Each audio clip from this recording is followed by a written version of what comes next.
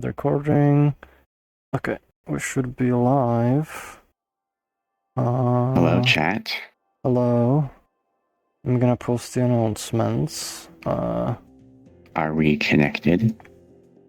Posting this. Posting this. Should have people popping in. Oh, did the lighting just change? Oh, hello. Hello, Beplar. Thank you for the subscription. Meow. Meow. Hello, we've got _, IGN. Hello. Hello, still everyone. kind of messing for the camera a little bit. There we go. Hello. Do you maybe want to anchor the camera, or is it fine? Yeah, I'm messing. Hold on. Hello, X2PI and Amelia and Rednico. Hello. Let me just finish posting the announcements. Post. And post. So we get, there we go. So should have people piling in. Okay. Hello, everyone. Yay! Oh, we should have do the thing. Thank you for the subscription. Oh, yes. We gotta put one of them under us. Yeah, put one of them under us. Oh my god, thank you, Rock. We're getting some subscriptions, and this is kind of covering things up. Hold on. Message sound. Wow. Oh my god, thank you, Clover. Oh my god, I'm not even... Okay, message pinning, turn that off. So, we're gonna have one under us, like, you know, if you do more of these. Yeah, there we go. It's just don't worry about it, it's just there. There we go. There we go, right there. Hello. And I think I can create a camera anchor there. This works, I think. Hello. There we go.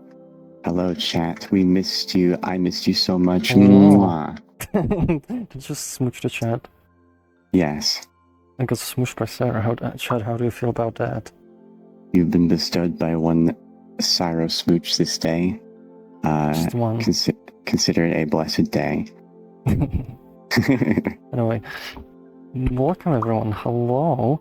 We're doing another resonance, and technically this is actually the first post-splitting resonance. It's just kind of like, I don't feel weird. I feel weird about a camera angle.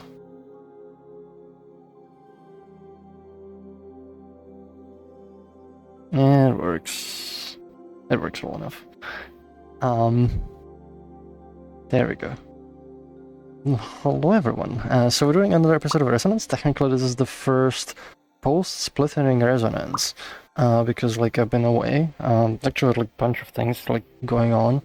But the last few didn't happen, and the one that happened now is happening now is the first post-splitting one, so welcome.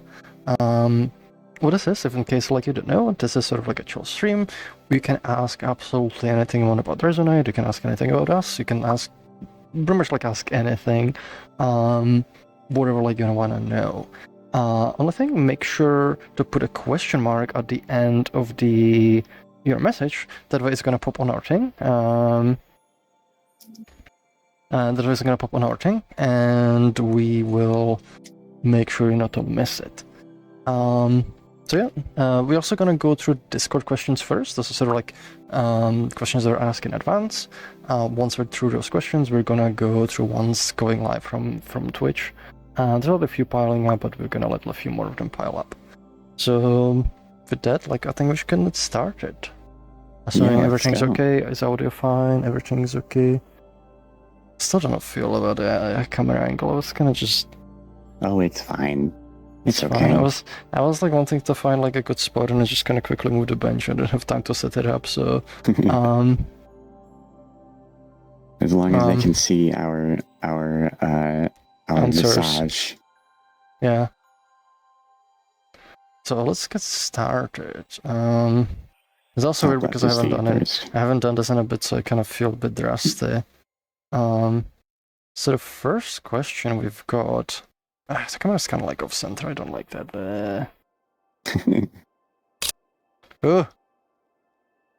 I guess we have a picture now. Wow, we have a few pictures now. Yeah, I'm adjusting the angle of it. There we go. The first question we got is from Papaltine. They're asking, you have mentioned that you're excited to use newer C# features like span. Are there other language features that you want to use more of now that the more of code is running modern.NET? Things like null reference types and records. More feature thinking. Have you seen proposals for nominal type unions in C#? They're being finalized. C#15 maybe, thoughts? Yeah, so span actually we were able to use already, because span you can use with older versions. It's just not as efficient because it doesn't have like the more kind of intrinsic support in the JIT compiler, but we've actually been using span quite a bit, like even before now.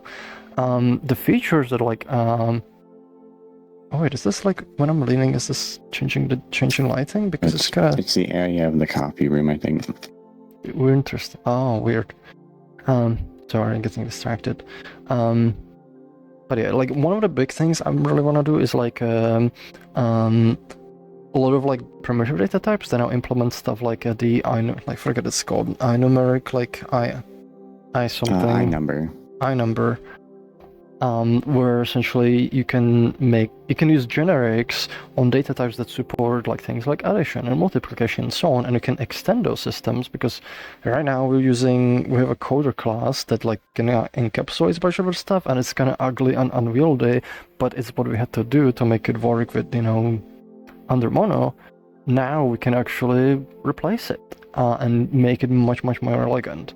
So that's definitely like one of those things. There's also like a lot of like ref types. There's a lot of stuff that like we were able to use, but there's like a lot of like newer things that we're able to like start using. Some of it also includes like some newer libraries and just a lot of like kind of nice things.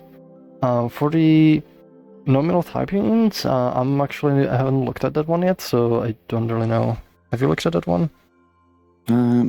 I haven't. I think they're different than, just like field offsetting, some fields in a struct or whatever.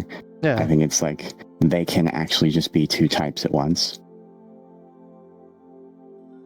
I don't know what those means. I don't know, like I still have to like look into that. But I've like used like the sort of like, you can sort of make like unions like by just doing the field offsets, and I've kind of done that. Like actually we're like using some of it for the IPC as well, I think. We're sort of like overload some of the things. But yeah, it's exciting. We're able to like use a lot of new cool stuff.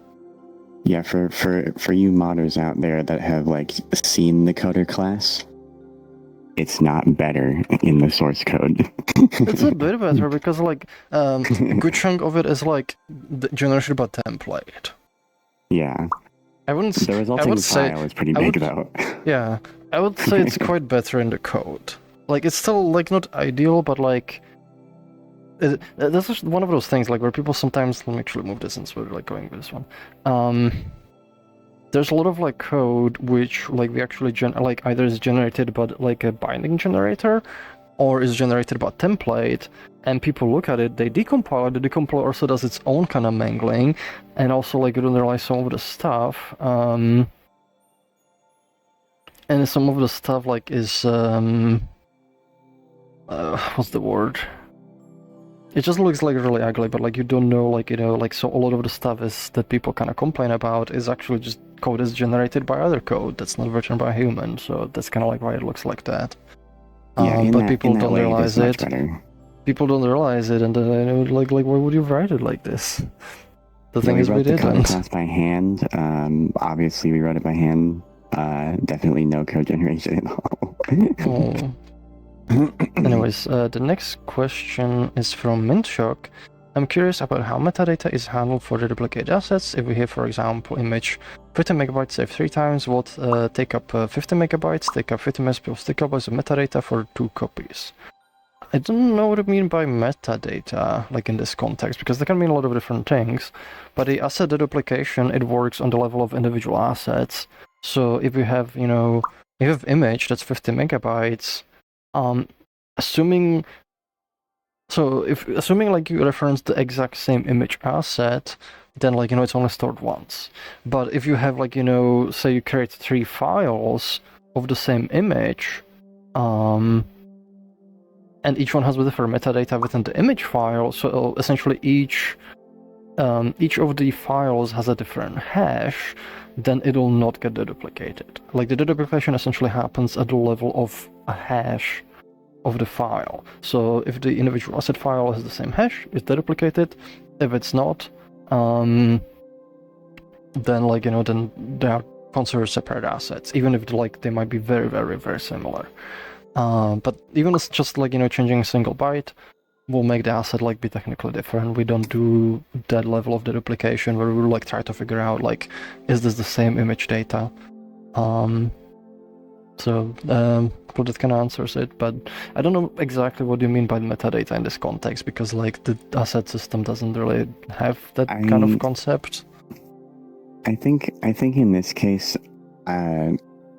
we could consider that because if you save 2 items, it makes 2 different entries in your inventory, so there must be something describing those 2 entries separately. Yeah, but it's an asset, so I don't know if that's what they mean, but they might need to clarify, because there's multiple things that could mean.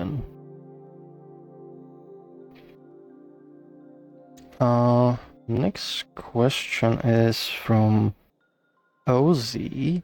Ozzy's asking, a few days passed for splitting, major props to the entire team, by the way. Has anything particular stood out to you in terms of how community responded to the update overall? So one of the things is the splitting feels like one of the most kind of positive things. It changed. I've noticed this. A few some of my friends noticed this as well, where the vibe has kind of shifted, where people are now a little more positive about Resonite's future, and now thinking Resonite's gonna grow again. We're gonna expand. We're gonna get a lot of new people. So there was definitely a vibe shift that I noticed, and that kind of stood out. I actually went to last week I was at Eurofriends, and we talked with a bunch of people, and also the vibe is kind of different. People seem a lot more positive and excited about the future now. I've noticed that people's perceptions of what a quote unquote big session is have shifted quite a lot. Yeah. Before sorry, I'm munching on some frosted flakes. Where did you mention those questions? Don't talk with your mouth open. Anyways, I've noticed that people's perceptions about what is a quote unquote big session have shifted. Whereas before, we would have sessions of upwards of 20, 15, 20 people, and people would be like, "Whew, man, this session's kind of big, breaking a sweat here, man." And now, that's that's kind of low now, there's not many people. Yeah, it was definitely. It's very interesting. Just the overall vibe shit was the. It feels like in lots of ways kind of a new chapter for Resonite, almost a turning point, inflection point. Yeah, an inflection point.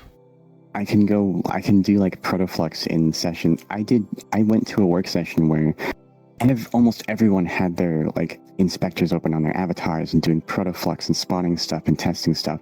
And I was just able to sit in there and do protoflux fine. Yeah. Maybe a little tiny stutter once in a while, but nothing like before. There's actually another thing I kind of noticed too is could be just hang out in a session, talking with people, and I joined the session, there's not too many people, then I keep talking with people, and I turn around, there's a bunch of people, and there's giant protoflux, and somebody's watching, and I'm like, when did that happen? I didn't feel anything. Usually you can feel it, but now I was I guess that's there now. So it's definitely a good vibe. And it's only gonna get better from here. Yes. I'm so happy. Next question. Sorry. Is from Yosh. Is there a list of all the assets that don't count towards storage space somewhere? I know all the shader assets are part of this, but I don't know about anything else. It'd be useful for me making my own interface for inventory usage breakdown. So there's actually something that can be queried through the API. I forget actually the exact API endpoint, but you can check if the asset is free or not. It's part of meta, when you query the asset, like information that gives you that. There's been a utility by Earthmark that sort of like does inventory breakdown, and I think he did like that part. Like I think he also cached some of it, so like he doesn't have to query it like constantly. So it might be like worth looking into, like for a reference. But other than like we don't have like a specific like list that you could just query. It's kind of like you do it per asset. The gist of it is like anything that's saved into official Neos group that is marked as like free. So like for example, any assets that have to do with the cloud home, the textures and so on, because like they're registered there, that marks them as free. But we don't have like the list at hand because it's technically constantly changing as stuff is being saved. Next question is from Mintshock. Let me see, where should I put it? Actually, there's a bit of space there. Does this work? Mintshock's asking, I saw in devlog that you are working on decoupling the render from Froox engine to minimize render weighting for Froox engine. Would it be possible a good idea to completely also the realization. Would it be possible to completely decouple the refresh rates, similar to how Minecraft does it? Logic mostly runs 20 updates per second, but your FPS render to screen can be much higher. It just uses state from the last Logic update. So this is funny because I think this was asked like when this was working on. This is already released. You can do it, and they're even like and usually the way the mechanism works is like if you hitch. If the render essentially sees like you didn't get a new frame in like a certain amount of time, like say 60 milliseconds, it's just gonna keep re-rendering. But once once the engine starts sending frames again, it will recouple things. There is a force decouple toggle in the settings, so you can use it. It doesn't feel good. Especially in VR, because like the problem is once you start like doing it completely asynchronously all the time, you might have like bigger FPS on the paper, but some frames, like you get the same state, twice. Sometimes you get it once, sometimes you get it 3 times, and it just jitters all over the time because it's asynchronous. Everything's just kind of going as fast as it can. And, now the motion is not smooth because maybe like, say, if you even like do something like just move your hand and you move it smooth, now now it's almost like, like, sometimes like it just stops for a bit, like because like you're getting the same update and it just jumps and moves and it stops again, and because you're getting duplicated frames. So like you can do it. The main reason it's there is because like it was easy enough to implement and it's a good check if you're CPU or GPU bound. We don't recommend it for normal usage.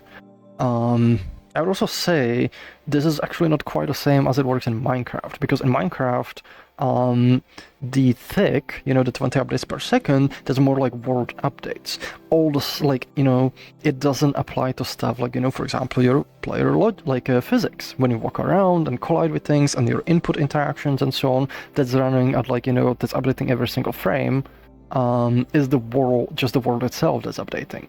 So that's not quite like, one-to-one comparison. Because even in Minecraft, like, like if you, it's actually different in multiple ways, because Minecraft, it also doesn't do it like that asynchronously, in the same way, where it just kind of like doesn't couple it. It's only, the updates to some of the world things, but like in Resonite, like it affects everything. Like you still want your avatar to update, because like if your avatar was like, updating only at 20 updates, 20 updates per second, but you're rendering 90 frames, there's not really much point rendering 90 frames because you're getting the same pose, like, what's that workout to? It's like 4.5 times. So like, like you essentially get 4.5 frames of your hand being in the same position, so it's not gonna make it any smoother. So there's just not a point doing that. But if you did it, like, say to just some updates, say like you have things in the world, like some of the logic that updates, now it kind of makes sense, because like, you can have some things update, at like slow rate, like that are not like, something that immediately affects your, perception, like just like moving in the world and interacting. So the closest thing to that one will be once we implement the variable rate update system, where it can say, those certain behaviors, and only certain behaviors will update at a lower rate. Say, there's a bunch of users, in distance, or maybe there's a bunch of interactive objects there, but they're far away. I don't need to see them, at super high rate. Maybe I don't even see them at all. So it lowers how fast those update, and that way, that kind of system is a lot more granular. It's a lot more nuanced in what gets lower rate of updates. Because if you just make everything have lower rate of updates, that includes even core stuff like your hands moving, your head moving, and they're you want those to update pretty much as fast as possible. It'd be kind of interesting if, in the future, we could run something like the physics system in different configurations. Kind of like if you wanted to run it separately with interpolated, between in-betweens, then you could or something.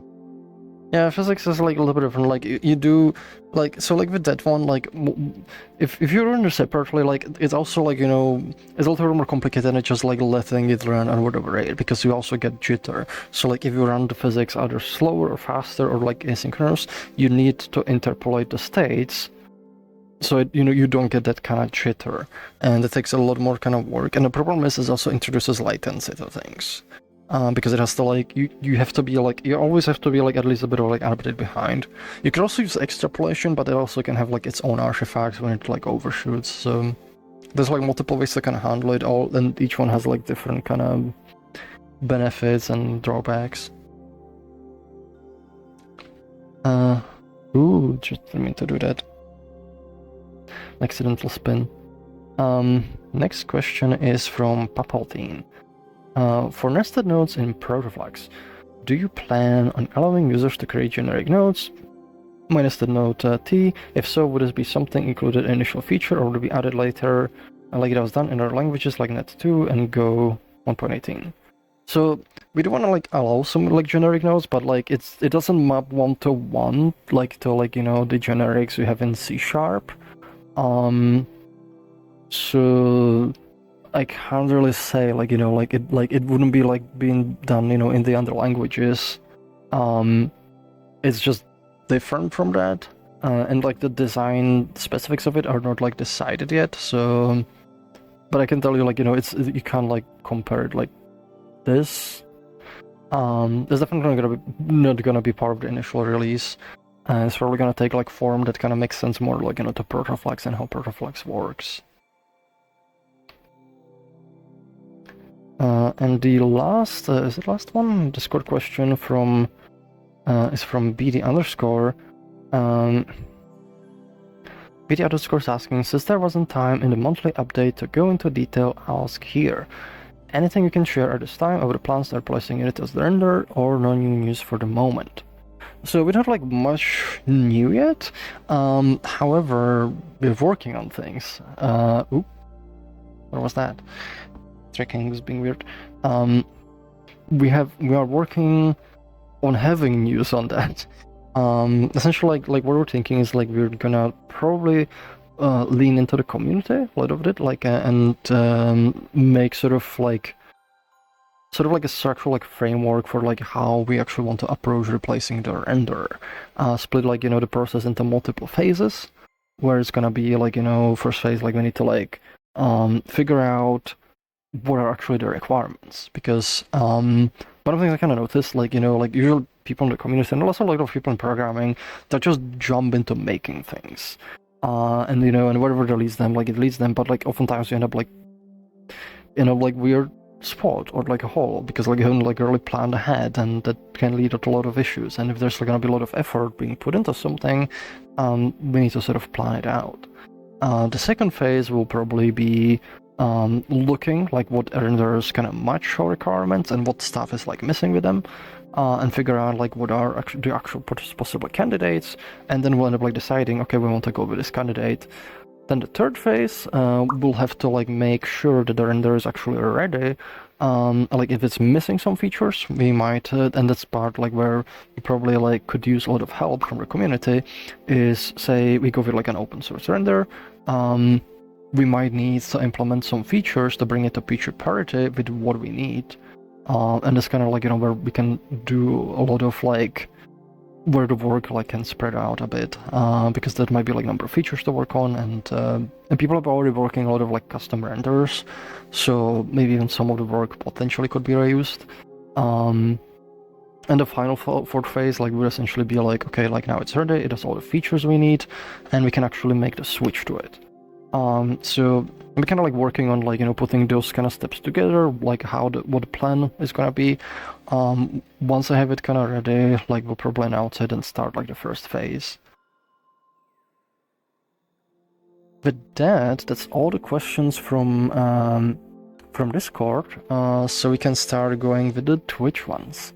So let's have a look. I'm actually I need to get some water though. Sarah, you entertain them while I drink water. Okay. Alright, I'll do a little dance. Okay. You guys like? Get a You little guys desktop dance. You guys like dancing? You guys like this?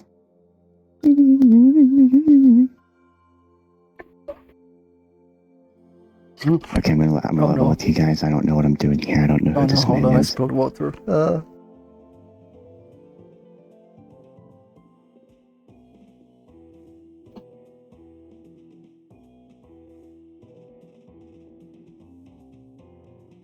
I don't know if I've ever seen a man do this in my life. Chad, I'm scared. Chad, I'm scared. Oh. This is some exorcist shit, man. Oh. What the hell? Oh boy. I imagine this is probably some form of extreme yoga.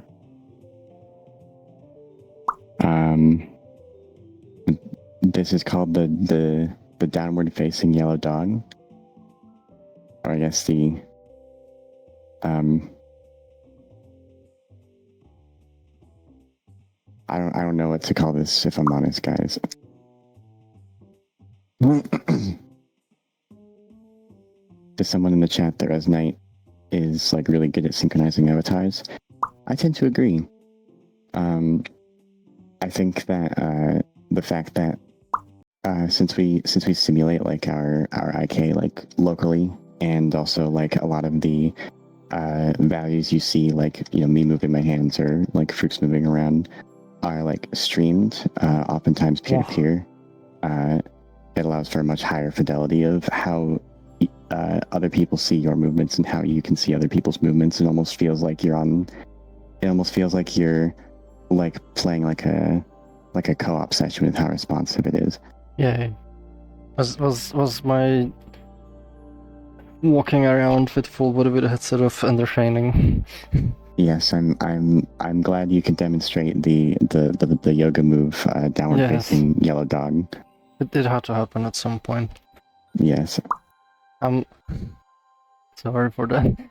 I'm just like a bit dehydrated. I was like drinking some water and then I spilled it on myself. Oh yeah, I've got some juice here. I got to drink. Yes. Okay, so we should be able to get into the Twitch questions. So the first one we got from the Red Neko and Grand DK is Schnoppet.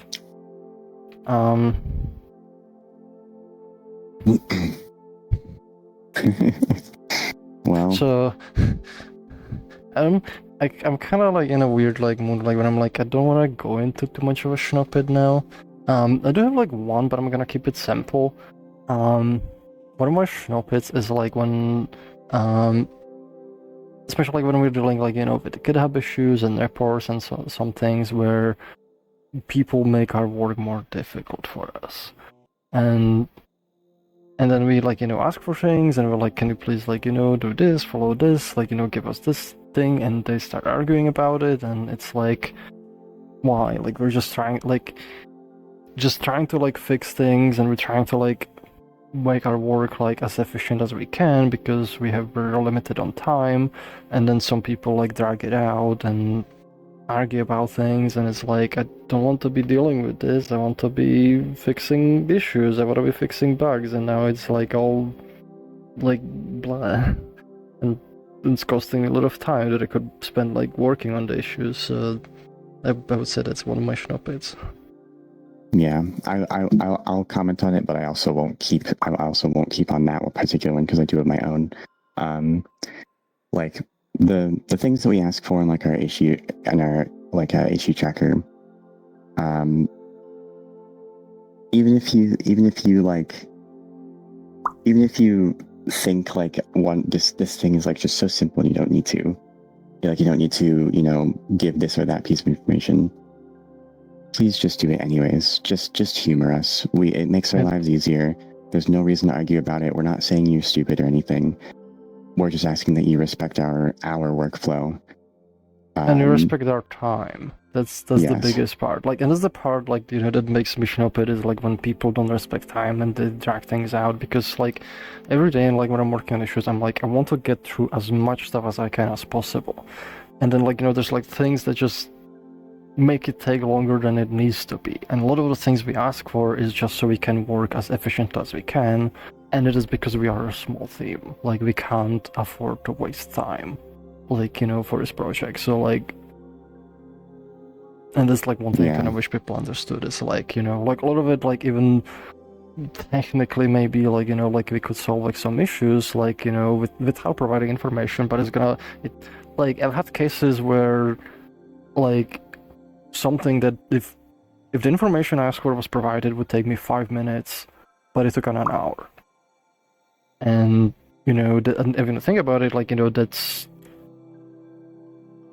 like say like there was like I could fill the entire hour with 5-minute issues. How many is that? It's like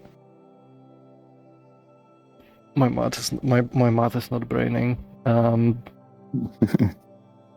There's 12 issues.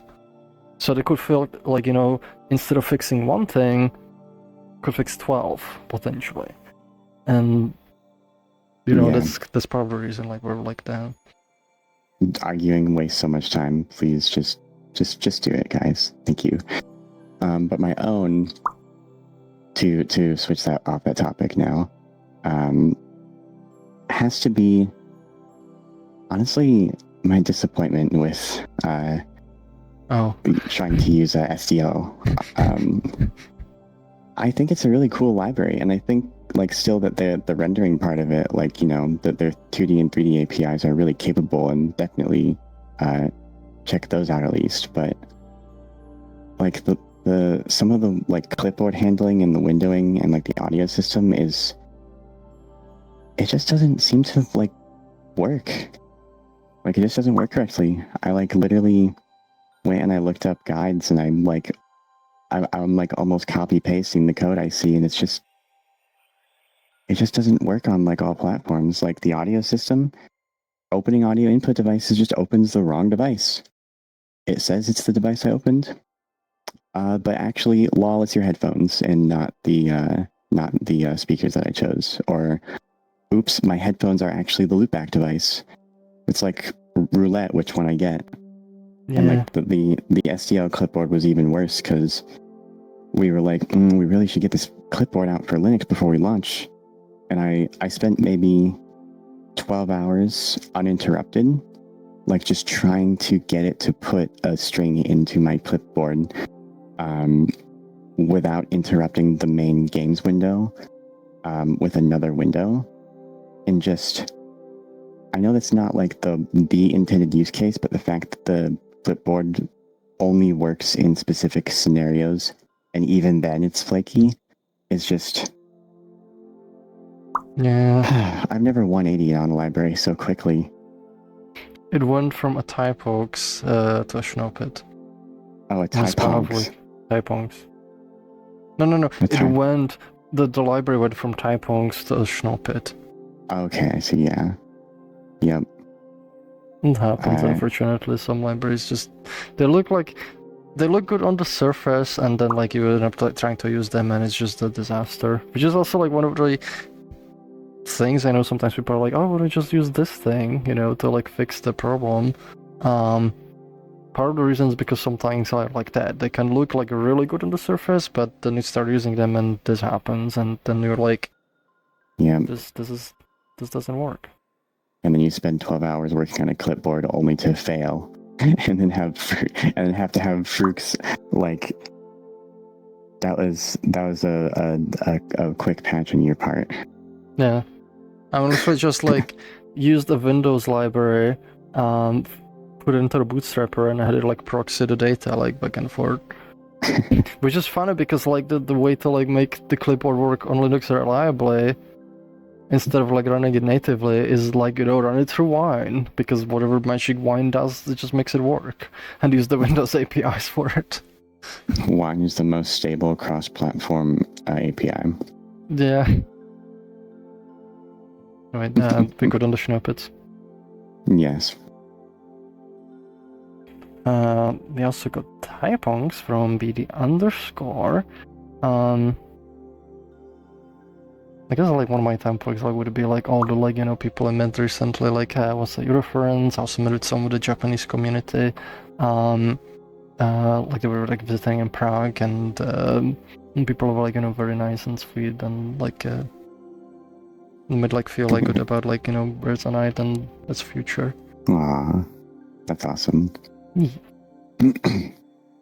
I guess my own typongs is also related to the audio system, and that's with a library called Soundflow. It's kind of like a fledgling library, like it just came out, I think like just this year, didn't it? Something like that. It was very recent. And it uses a native library called Mini Audio as its backend, but the way that it presents like audio devices and mixing and stuff and playback and recording is very nice, because it's all like node based inside, so you can just kind of connect everything together like programmatically and disconnect it, and it all like plugs and unplugs. And moreover, it opens the audio device I tell it to. That's a very important part. Yeah, like it's just so simple to get like microphone data, and like I just love it. Yeah. Oop. Yes, I got the subscriptions, and the next question is from Jack the Fox Otter, and Jack is asking, is that the older word from Team Vibes for good name? Yes, this is the Rocky Retreat. Let me actually switch the camera to third person for a bit so I can like show you a little bit around. I'm gonna do this. So, the funny thing about this world, and I can see the name Rocky Retreat, we already went like through the airlock, and there's like this area. What is like funny about this is like I remember this world like being like super polished, which it is, but I remember this being more HD than it is. And I think part of it is like is like rose tinted glasses, because like the newer worlds by Team Vibes, like they have even more polish, they have even more detail. Oh, let me show you this area. I love this area. I'm just gonna go down. Oh no. There we go.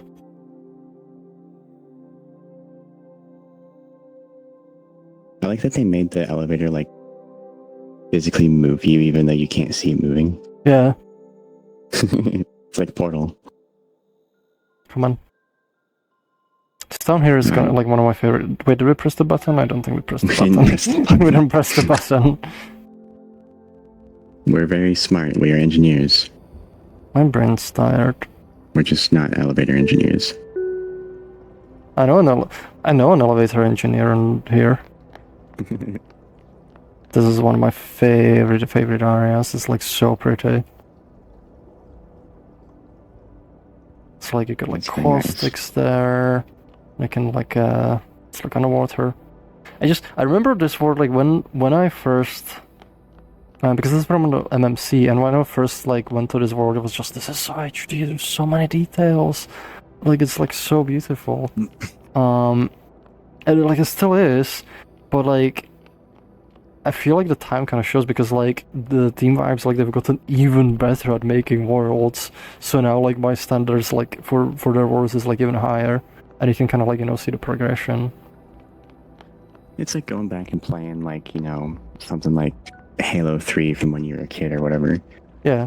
No, and like back then I was like, holy crap, this game is amazing. It's so insane. It's so realistic. It looks like real life. And now I look back and it looks, like Source Engine 2008. Yeah.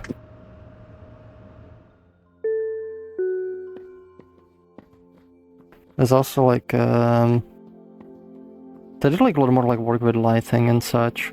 It's like this upper area. I mean, some of the lighting could be due to the, I don't know if they updated this map for Gamma. They would have because the dialogue was not here. Oh, yeah. Normally there's like dialogue for... Here we go. There we go, there's like this area. There's like this like, I always remember this is like super cool too. It's like this yellow tree. Yeah, they definitely did a lot of things that were atypical for that era that are just commonplace now in this map. Yeah. And this area is super good. I love like all the like deep posters too. There's a lot of like kind of like storytelling like through the thing. But also like love because it kind of shows like their progression. Oh well, oh wait, I remember this thing. I remember this. I love these. These are so fun. Do you see these? You see these? Like so it says, funny. don't touch them. So what we gotta do? We're gonna touch them. Hey, can I? I will demonstrate. It doesn't work on your face. It's only it's only hands. Oh, I thought it worked. I could have sworn it worked on your face before. Oh, weird. No, it didn't. Like oh, well. you can be like nothing. Yeah. I love these. They're so cute. I love them. They're awesome. It actually does vibrate the controller too. I found yeah, there's like so many nice areas in this map. I spotted while we were walking past it something that didn't survive though. Huh? I'm over here because we changed the font to Poppins. Oh. Look at the reset button. Oh yeah, there's a reset. Oh, it shouldn't be like why is it like that? It should also scale.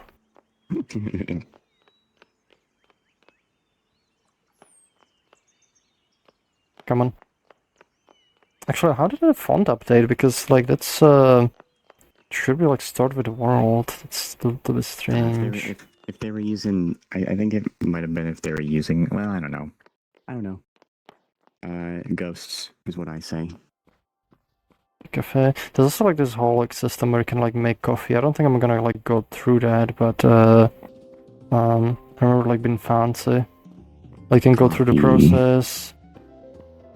And it's like I think it was like the first world, like which kind of like they have this what's it called? There's sort of DNA of Team Vibes world. There we go. Okay. Yeah, it's a very pretty world. Like I still quite like it. And like good memories with it. Ooh. The next question's from Jack the Fox Otter. How did you enjoy your reference? It was quite good. I took so many pictures. I mean, you could know, like, we were like rooming together. And there was like a whole bunch of like people, like Resonite people and like other people. I took like I forget like how many. I think it was like something like 9,000 photos in total. A lot of them actually like were like just photos of fursuiters. I've been kind of processing them. I can actually show you some of them, like if you like. Let's see. I don't have all of them processed yet. Like I haven't even processed like half of them. I have also some 3D scans that I'll have to show off, but probably later streams. But I can show you some photos I took. I finally gotten myself like a proper camera because I love like taking photos, but like I didn't have one. Well, I had one for a while, and then I have it, and then like, stuff got taken away, and I hadn't had one for a while, and I'm finally like saved up so I can like get one with like a nice lens, and I've been like taking photos, and I was like very, very, very happy with it. I never like spent too many photos, but let's see. Oh, this one, I love this one. This one's also like a really nice suit. Is it backwards on the thing? Look at that. Look at the suit, it's so cool. The guy like he was walking and he did like this like twiddle finger thing, and like it made a really cool photo. There's another one. Let's see. This one's kind of nice. It's a lot of detail on those too. Let's see. Ooh, this one was kind of cool. I actually, when I was processing it, so there were like colorful lights, it was like red light, and I was trying to white balance it, and I misclicked. And the misclick, like the background is supposed to be just like, you know, more neutral light. There was no green light, but it actually made it green, and I'm like, that kind of looks cool. I'm just gonna keep it. And it actually happened because of a misclick. Oh, that was nice. This guy was like, started like taking photos, and he started posing. It was like nice photos. What else? Ooh, this one. This first shooter was she started like posing and like taking pictures. You know, it's like really cool, and like you know, she keeps posing. You know, like the calendar, and like and then the face comes off, and I'm like, what? And like my brain kind of takes a second to process, and I take more pictures, and I'm like, that's pretty cool. I had like a lot of fun like with the camera. What else? Oh, it was like this guy, like Icicle. Apparently, I didn't like realize this, but they're like a Resonite user. I don't know if like super frequent one, but they actually messaged me like later on Telegram, like ask for the photos, like for the RAWs, and they were like asking Resonite questions. I'm like, ooh, I didn't even know. Let's see. They should watch the Resonance. Yeah, if they're like in there, like they'll say hi. Let's see, they got some more. I don't have them super well organized. I don't want to like show, there was like, because I got like lots of photos, I don't want to like take too much time with this, but since this is supposed to be reference, I want to show a few, and this was very cute.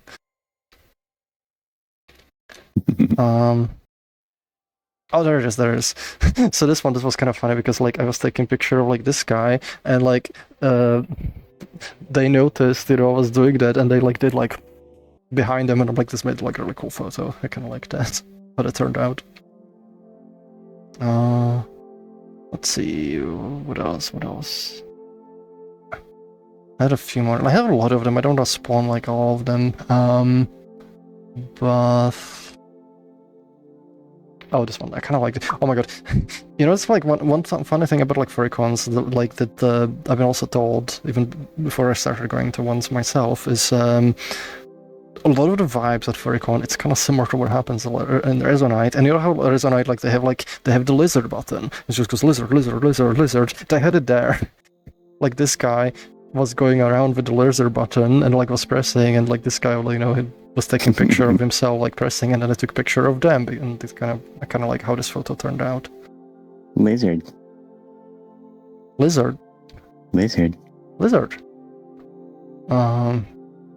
see this one. I later like this one too. This was like at the evening. I love like the rim lighting, you know, like on the photos, like it looks so good. Like I love like rim lighting with fur. It's one of my favorite things. Yeah, everyone's very good too. Are people recognizing any of the suitors?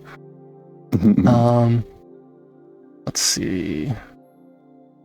I don't know, like I have like a few more I wanted to show, but I'm trying to look through them to try to find it, and I'm blind. Let's see. Is this one now? Where was it? I can spawn this one too. Also, like, look at the detail on the camera, like, look at the detail in the fur. I'm very happy with the camera, too, like, with the lens. I had, like, Yuffie, she recommended me, like, a really good lens. I know she's gonna get the lens, too, because she's kinda curious about it. Let's see, I don't know if I can find, like, the other one. Oh, wait, I have the other folder from Thursday. Oh, this one I kind of like, this was like, I like doing like candid shots, like, you know, because sometimes like you point the camera, they start kind of posing, but also like candid stuff, like where they just do natural things, and this kind of turned out like really well, where it's just like they were literally just like looking, you know, like leaning like that.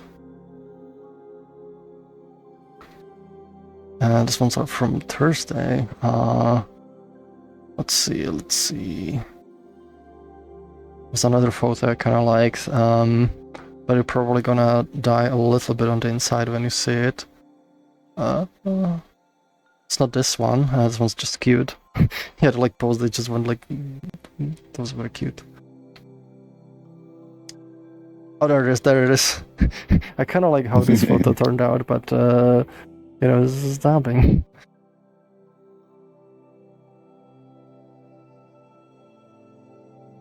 Let's see, I got a few more. Oh, this guy was super cool. Well, both of them actually. Just like this guy with like this kind of suit, and this guy like he makes like super cool like sci-fi looking things, and his like suit is insane. I got another one of this guy. Oh wait, I saw that one. I saw that guy at BLFC, the one that you just showed right there. This one? I think I saw them too, but I saw the guy with the 4 eyes. Oh, interesting. He was a BLFC? I'm surprised he wasn't in the dealers then. Because he usually like sells like stuff like at dealers then, that's like super cool. Oh yeah, they also had Rex suits at the Rex meetup. That one's a really good one. Yeah, this was probably like one of the best ones. Like that looks just like a Rex. Yeah, it just looks like a Rex.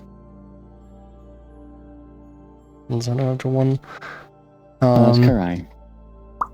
Oh yeah, there was there's also, where is it? I haven't seen all of them yet. It's another one. I kind of like this guy's suit too. Like the hoodie also like is like the design on it is like super neat. And also like awesome. Just orange. Whenever I see like yellow or orange, like my brain's like neuron activation. And it kind of works well with the vibe. What was this guy? I don't know, like what Scram. Let's see. There's another. Oh, I like this. How this one turned out with the protogen. It's approved. That was pretty cool too. I love like the bokeh on it too. Like the camera takes like really good photos. I think it should be good. Oh, so this guy, okay, Noodle Dragon. But yeah, I got lots of pictures. I don't wanna spend too long like showing them off. And I still have to like process most of them because I just processed Wednesday and Thursday, and Wednesday was kind of like, you know, just kind of warming up. Thursday was actually very busy because on Thursday we had the Resonite meetup. Then like just quick dash to the dealers then went to the game developer showcase where we showcased Resonite. There's also like a lot of kind of cool projects from other developers. And right after that was game developer meetup where we also like, you know, kind of talked a bunch. I actually see Neraxic, like I showed him onto the like Gashan's plays, and he wants to skin his like brood. It was pretty cool, like meeting people. Funny that you actually, they said fellow black and yellow, and they actually appear yellow in our chat. Yeah, he's actually yellow, and he's also like yellow. Like his son has like yellow bits, which is also my brain's just like neuron activation. Yeah, and I got like he got a workflow working. My brain's not braining today, but yeah, it was like a really cool meeting around. But yeah, like Thursday was like super busy, and Friday that's like where I got most photos because I like went to the fursuit parade, and we actually went there a little bit earlier before everybody like started like showing up. We actually saw the people like literally just like setting up the signs and figuring stuff out, and they were like, oh, this part is blocked, so we were like, kind of figuring out where to like route them. And like, the fursuiters were about to like go there, and I'm like, that everything, well, sometimes like everything kind of happens like last minute with these things, but it worked out great, mostly. But we kind of set up there, and like I was like scouting out good areas for taking pictures, and then like I was literally just like running around, like taking pictures everywhere. I actually have they took a picture of me, like, like when I was like trying to get some angles, like with like one of the towers, like from the bottom, and like they just took pictures of me. I was just dashing around. So yeah, it was actually, wait, like there's a video of me. I saved it. Froox the paparazzi.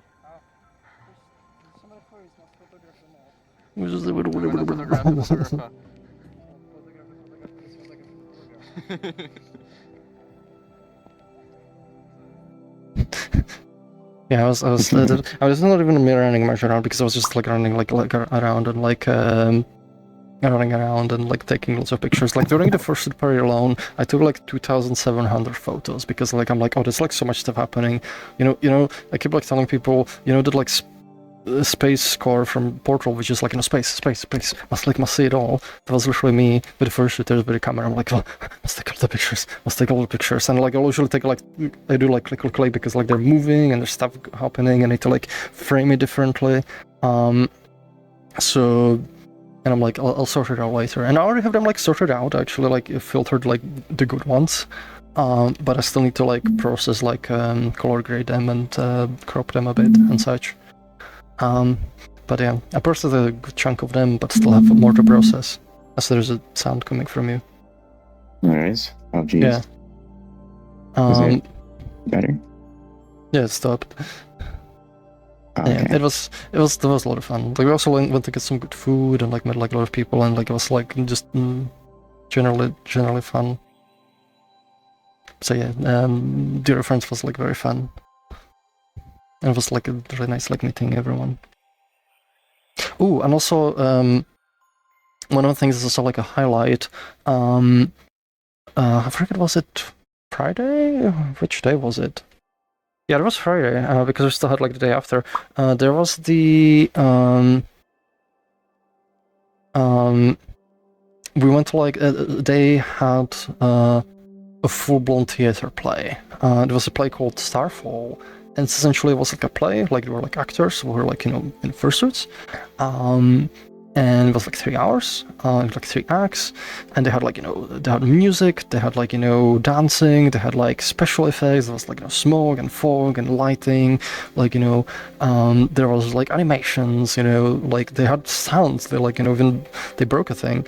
One of the like friends on Resonite, like Verband, he was part of the I was like doing all the volunteering, and he said like he kind of knew something was like happening, because he said like before they were kind of like preparing like a table for like they were like pre-sawing it like for a stand, because they would like throw one of the actors like on it and they would like break it. And he said he knew something was coming and he was kind of waiting for it, but like I was completely unaware. And it was really cool. It was kind of like mind-blowing, because like it was like pretty much like a full-blown theater play.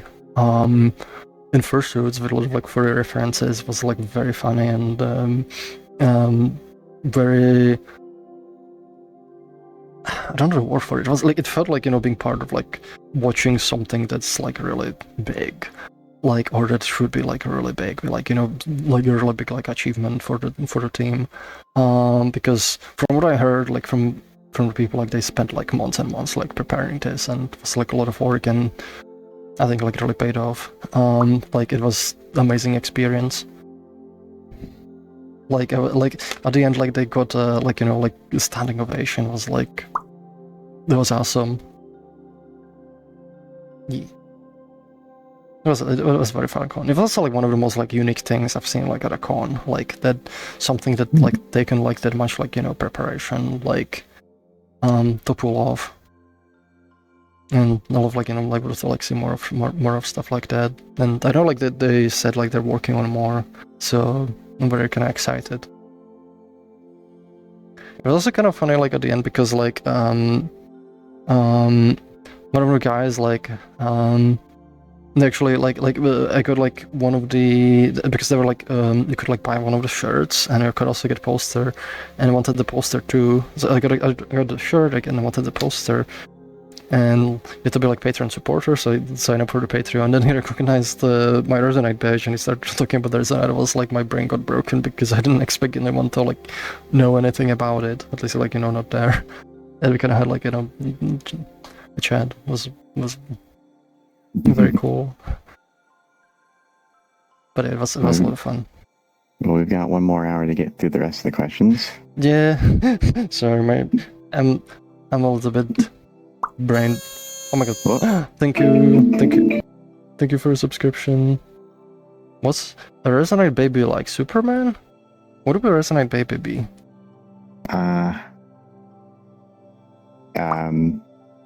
Helium. Helium. Weird.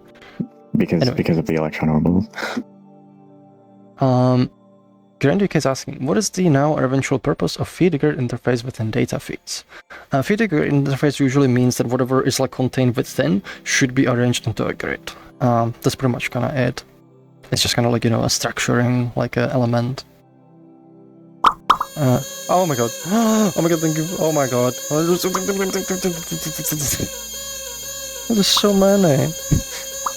Oh my god, thank you. Thank you for the subscriptions.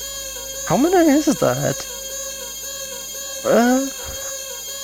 What?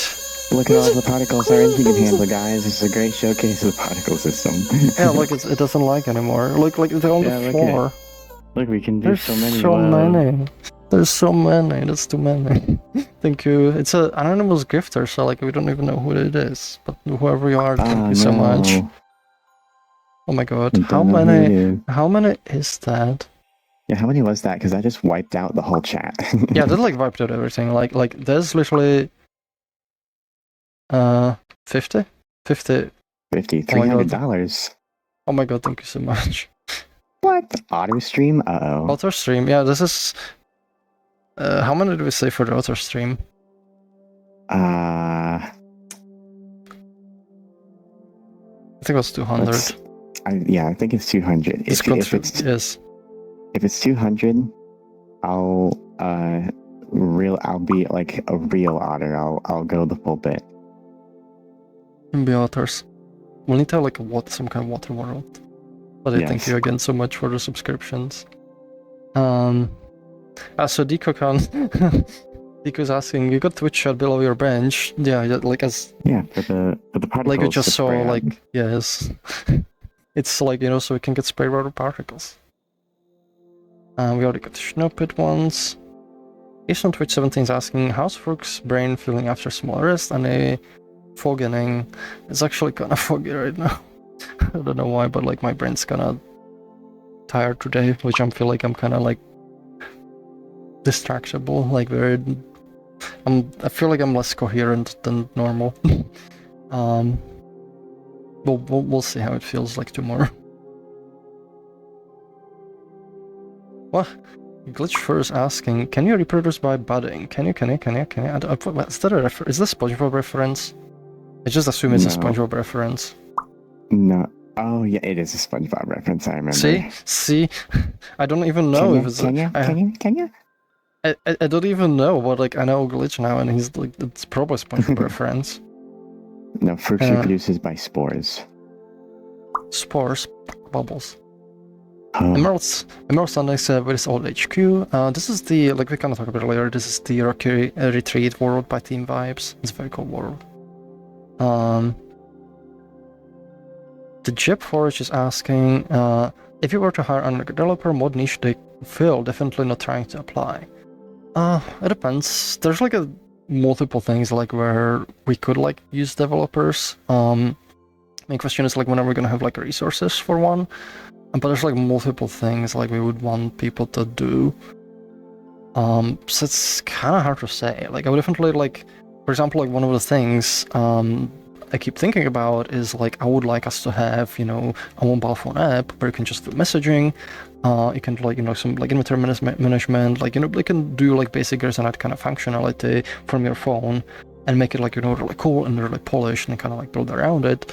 And I feel this would be like a thing, like, you know, where somebody would be dedicated to maintaining that.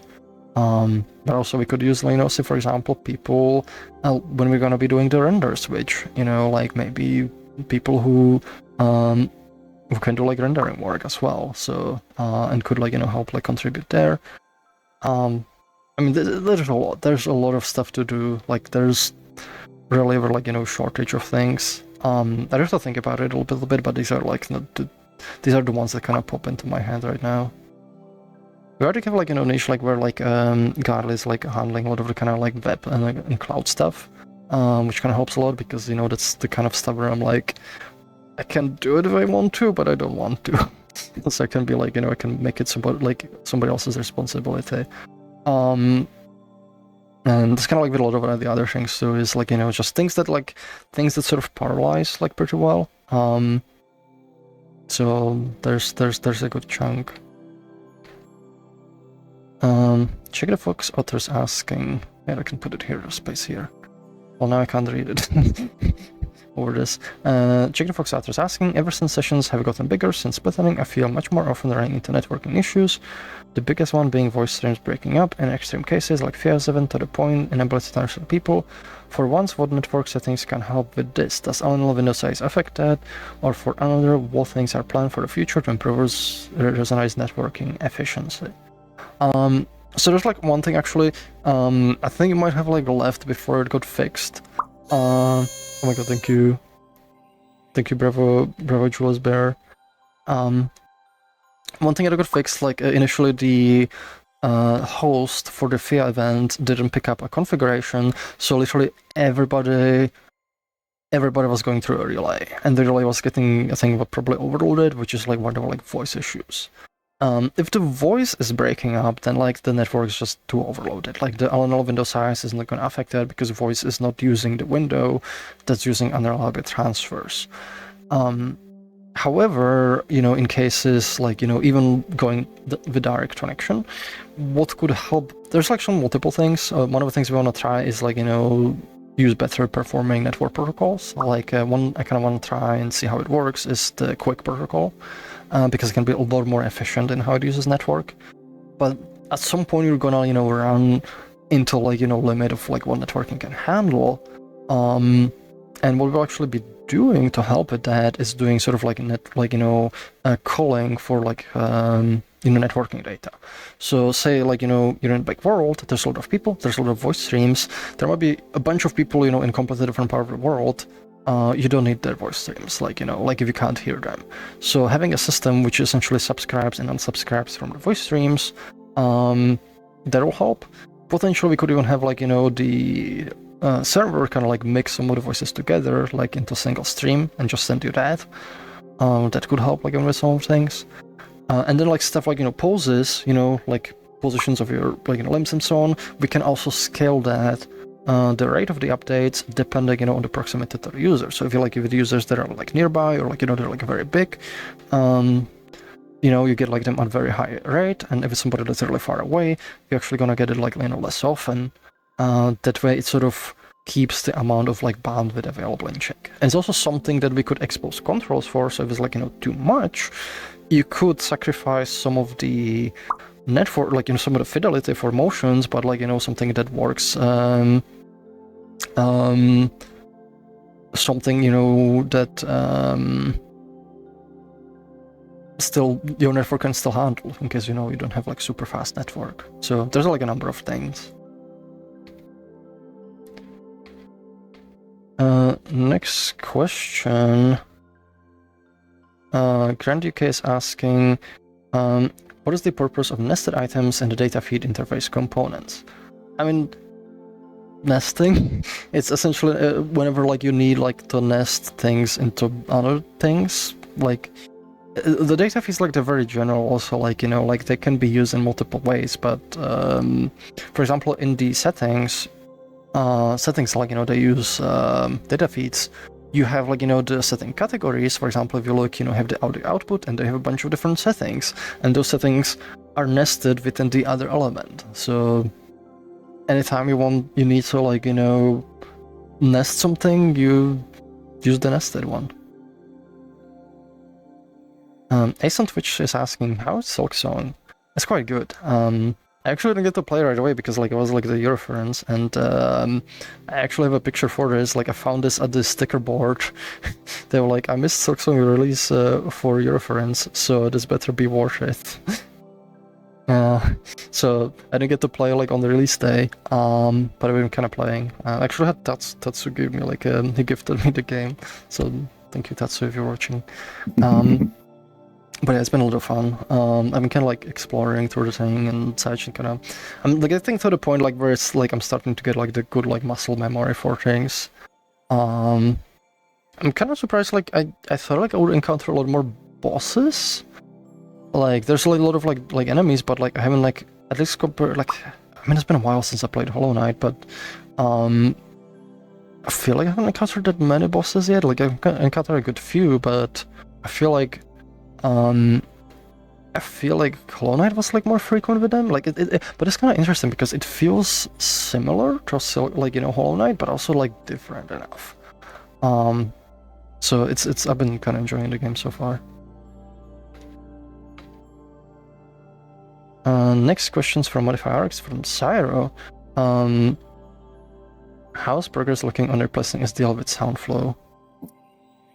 Pretty good. Like it was not hard to get like a basic implementation up and running. It literally took me like a couple hours as opposed to the several days it took me to get the STL one working right. And I was sorry, my brain just like flatlined for a sec. I was basically spending most of last week like gathering like information on like how it works for people, because I made like a little like patch that you can get with like a .NET hook or whatever to put it in Resonite, and it seems to work pretty well. But I'm glad that I did a little bit of testing beforehand, because some people caught some issues I wouldn't have caught beforehand, and now I know to fix them. So thank you for anybody who tested it. Thank you very much. You made my life about 10 times easier. Testing helps a lot. And I'll probably see if I can push it a lot further this week. Yay. I mean, I can tell, like, as when libraries version like a lot better, like with easier API, and actually does what you expect it to. Yes. The next question we got is, where I can put it here, from Kyobi Yoru. Any plans to support handling binary data in Protoflux, like receiving and parsing it from WebSocket server? Right now, I have parsed everything from strings, which is limiting for a game idea I work on. So, collections.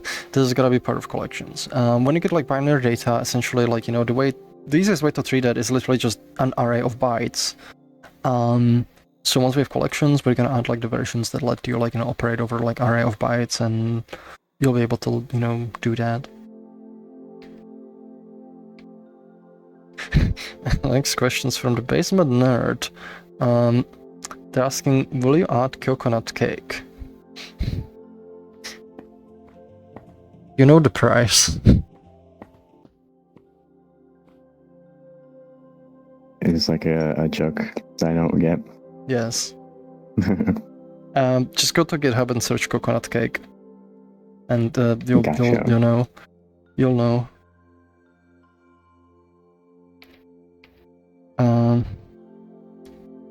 Next question is from Modify Arc. What do you think about using the Archon protocol for remote headless server? It's open source, made by Valve, and used by Minecraft too. I have to look into it. I'm not too familiar with the protocol, so I can't really say right now.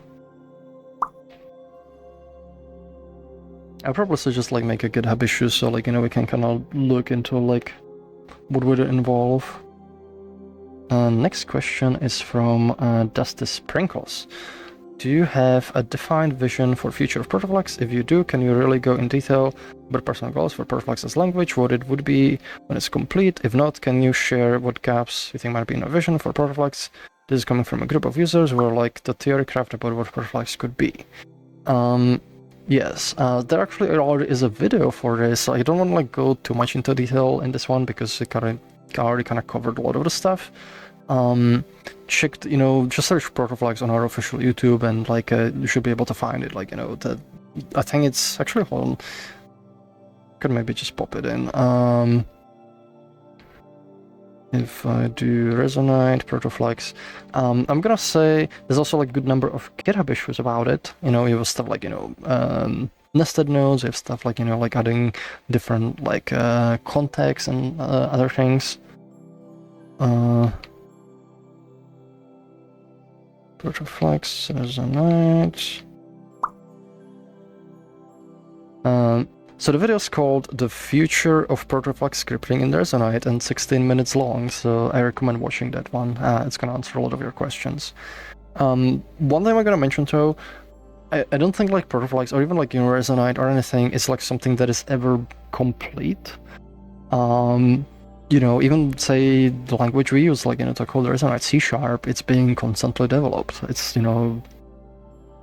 I don't think there's ever a point like where you say like the language is complete. So I don't think it's gonna reach that point, but there is a good chunk of things we plan to do. But check the future of Protoflex scripting in Resonite. That's gonna like cover a lot of the future plans for it. It's the benefit of having the video clips. I can just direct people to them. The basement is asking, what do you take into account when developing for against edge cases created by users doing things wrong, for example, ref hacking? So something like ref hacking, it's not like there was never intended functionality. That's just sort of emergent behavior that people like end up like, or an implementation quirk that ends up like being abused. There's a so like when designing things, sometimes like we will approach things like design them like in a way that sort of prevents some of that, but it's always like you can never like prevent 100% like cases of stuff like that. We try to like design things so like it has kind of there's like a few philosophies we can follow. And one of them is like, keeping things simpler and modular and making things where systems, they have a well-defined behavior and they have a well-defined purpose and they will be designed to do that purpose well, but not worry about other things. And if you want like other things, you compose those behaviors, with other systems that also do their own thing and they do their own thing really well, but they don't do other things. And it's also like one of the reasons sometimes people will be like, well, can you just make this thing A do a thing B? And I'm like, we already have thing B. And they're like, oh, I just want the A to like do it. And we'll be like, no, like it's not how we kind of approach things. Things have like very well defined purpose and they're gonna stick to that purpose. And if you want us to do it, like make another thing, like you have to use another thing for that. So that's definitely like a part of it. It's essentially kind of sticking to some like certain like design principles, and even that like it doesn't eliminate things completely, but it helps to minimize it helps to minimize like cases like that. So my trigger's kind of being weird. There is like some messaging about like certain particular things that you probably shouldn't use a certain way because they're either going to break or be replaced in the future. Some of our messaging could be better. We have limited time. And though in the end, there's a lot of stuff in this game, and sometimes we might not expect that people use something a certain way. And so if you're like, well, why didn't you tell us not to use it? It's because it was never designed to be used that way. We never thought someone would use it that way.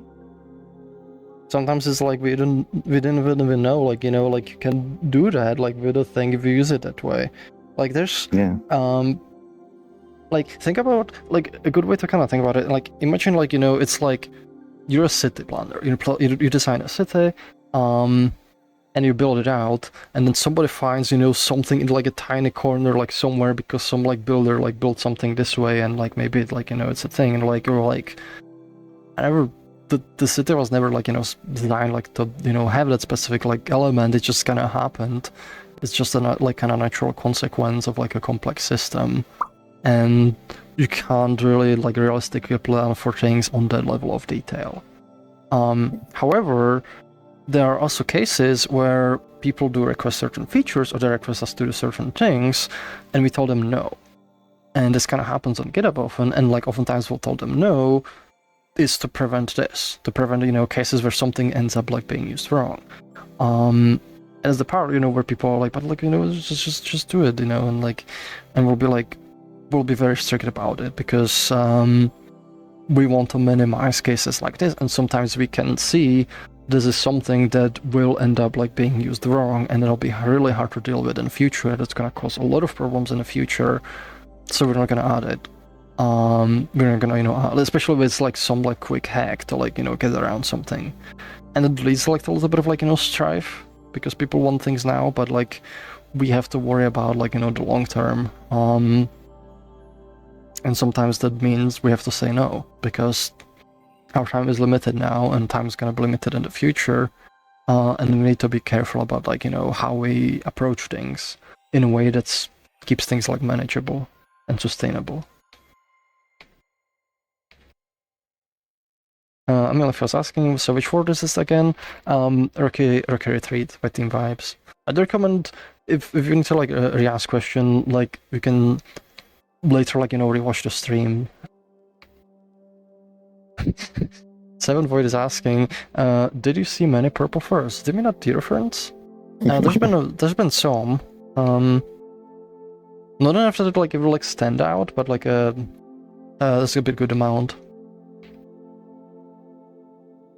Seven Void is also asking, what's your camera setup?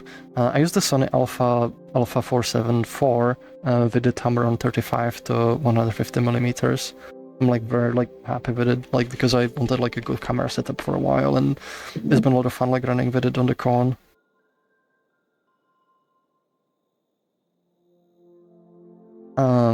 Erasmus 0211 was Friday event counted as success, and is there more planned like it?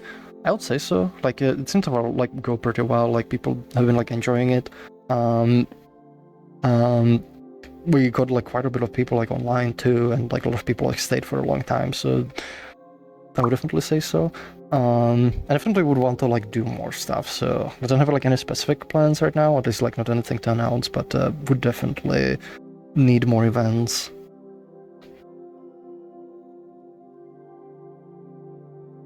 Grand UK is asking, any chance for a quick rundown of how data feeds fit together? For those that don't know, they might be find useful. User feeds, session word feeds are very useful if people know they exist and how to use them.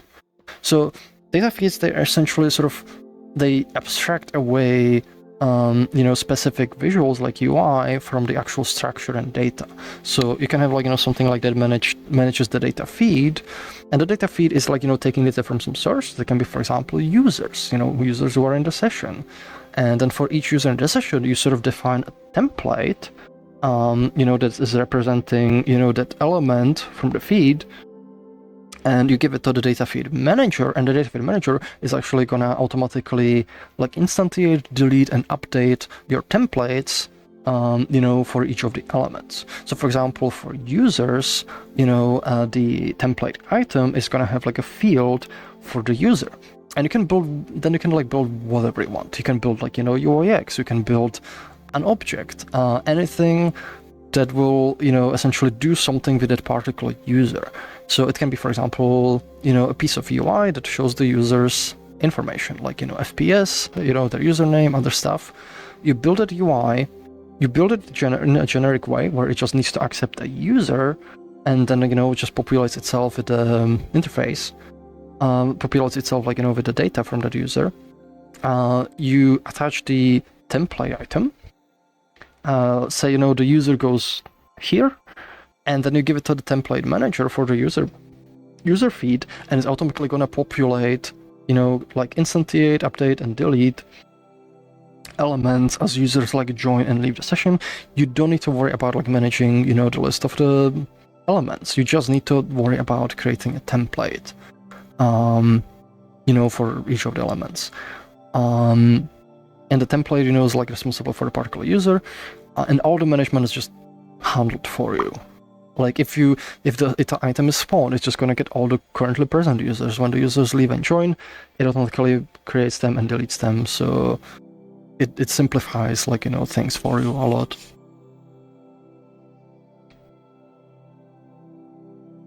Next question is from Emerald Sandisk. Okay, no, I thought the checks and the recs were two separate things. I think they are.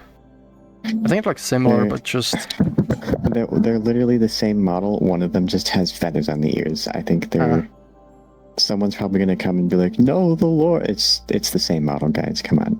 Okay, I'm not that familiar with the lore, so so I already answered that one. So Nerdaxic is asking, did you manage to capture me in bright yellow green protogen? I didn't. I'm sorry. After the thing, like, we actually went, like, I forget what we did. Like, I think we ended up like doing like a dinner or something and went somewhere, and then didn't make it into con space until much later. So I kind of missed you. I'm sorry. Oh, and we got, oh my god, we got so many subscriptions. I'm just gonna scroll through them to like Holy forever. crap. That's so many. Thank you again. Jack, feature request, clear subscriptions from the questions keeping you smile. Bravo Jules Bear, what? Yes, what? So many. Modify R is asking, author stream when? I mean, now sooner, thanks to all these. Gotta get to 200. UK, what's your opinion of IPv6? I mean, it needs to exist. Like we ran out of IPv4 addresses, so it needs to exist. The problem is, like, it's not as widely supported. Like, one of the issues is, like, we use Azure for some of the API, and a lot of the, like, even the Azure services, like, some of them don't support it yet, which is, like, annoying. We do. I've seen a few places, or I've seen a post before about a place that's using IPv5, which is just another octet on the IP, so another, like, 3 numbers. I don't even want to think about that. Next question's from Yami DevTool. Welcome back. Why are some UI elements able to be selected as favored by default? For example, color picker and other popular options that actually require mods. Because it hasn't been implemented yet. Yeah. Like, so some of them, like we essentially need to, like, implement interfaces for them. Because, like, we do want to, like, design the interface to be proper. Because once the interface is there and people can, like, start making favorable inspectors, it kind of becomes baked in. Unless, like, we want to, like, you know, break that, we need to, like, you know, essentially it's one of those things where we need to make sure we get it right, like, on the first time, or at least as right as we can. So we're not gonna, like, you know, rush into it. And the inspectors are something that's, like, heavily slated for a rework. So we're kind of, like, you know, we're not touching that one right now. Next questions. Kaobi, you're asking, so how many mangoes to get collections? Yes, send mangoes. Only collections. No, just support us, you know, support us on, like, Stripe, or Patreon if, like, you can't do Stripe, but the Stripe is preferred, and that helps us make things. It's probably, like, the collections are pretty high on the list, so at this point, like, that happening, like, at some point in the semi-near future. Can indicate follow up to my data feed nesting items. The nesting seems to use parent container or nested items from what I can tell. And from what I can tell, nested items that get inited, like nested in. Is this just not using properly, or is feature not exposed to many user intended feeds? You might actually mean the nesting for the elements. That's actually like where you can. So there's like another form of nesting, and it's like when you know, say you have like multiple elements. Like let's take the settings for example. You have like some elements that are toggles, and you have like some that are sliders. But both of them, they have the same container. So what the system also allows you to do is make like one template for the container, and then specify that's the container, and then choose what elements goes inside that container depending on the data feed item type. That way you can share one definition of the container, and then you have like templates for a slider, you have templates for checkbox, you have templates for text field, and they don't each have to like have their own container. You don't need like multiple copies of the container itself. You just define it once, and then you define how is it nested. So that's probably the one you're talking about. I'd recommend like the settings UI. You can just take it apart, see how it's made, and I feel that one like is a good like sort of reference to learn how to work with those. You should be able to find like in the Resonite essentials.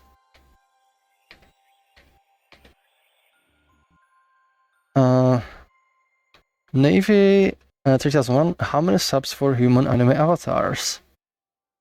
A lot. We have to think about that one.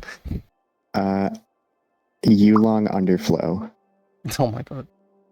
Yeah, it's gonna be a lot.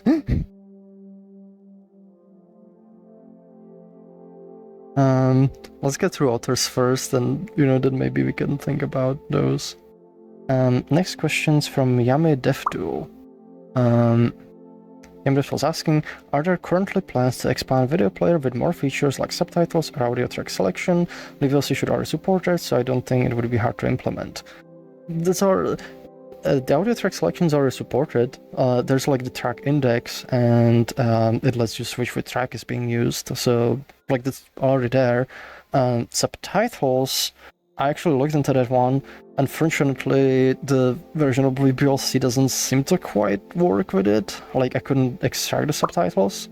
However, we do support importing subtitles, so you can import subtitles, as an SRT file or like other types of files, and you can like sync it with the video player. So that is something that's supported. We would like to like have them extracted, from the video stream itself, but unfortunately, with the version of library we're using, that it doesn't seem to be like easy to do. At least like, I'm just like interested, like we could like dig into it more and see like we can get it, but like there wasn't like immediately obvious way to do it. But the audio track selection should work. Like there's literally like a feel for it on the video player. Oh my god, thank you. Oh my god, there's more. Alright. Thank you, bit underscore. That was a few. How many was there? There's a chunk. They really want the authors. We might need to start speeding through some of these soon, because we got like half an hour left. Yeah.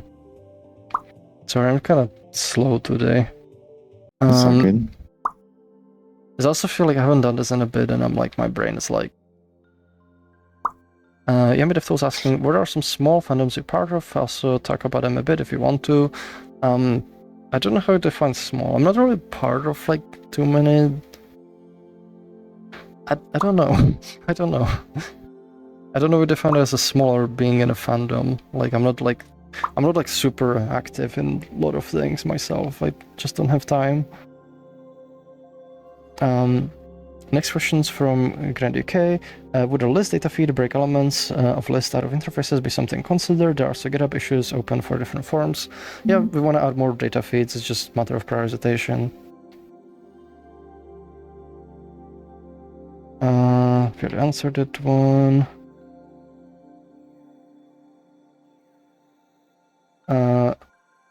Next question from Dusty Sprinkles. In response to my question about Flux, the video you mentioned doesn't really answer any of depth. Proto Flux is a much higher level about scripting Resonite as a whole, whereas imagining more design philosophy of language, could you maybe give us some detail of Flux itself? I don't really know what you're actually asking then. Like, because like the video kind of should go like, over like the vision for it, like for the future, so I don't... like this pretty much like what, like, you know, flags. Like I'm kind of confused right now. I don't know what your question is specifically. Is like, is it like more technical implementation of flags or something? But like usually like the for vision stuff, like usually the high level stuff, that's, you know, something that comes first, and then like, you know, based on that list the implementation. So like the high level stuff should be like, you know, what the focus is for the vision. Next question from BD underscore. How are you planning on doing that hole punching very quick? Is it something natively supported by Nets quick implementation somehow? It's not as far as I know, but like we can just piggyback on the LNL, like net punching. Oh my god, thank you Kobe for the subscriptions. Oh boy. Oh my god, there's even more. They really want the authors. All right, what are we at now, guys? Come on. Oh my god, they want the author stream. We've got 50 plus the other one plus this one now. And there's also like the ones from the last stream too that we need to count. Oh yeah.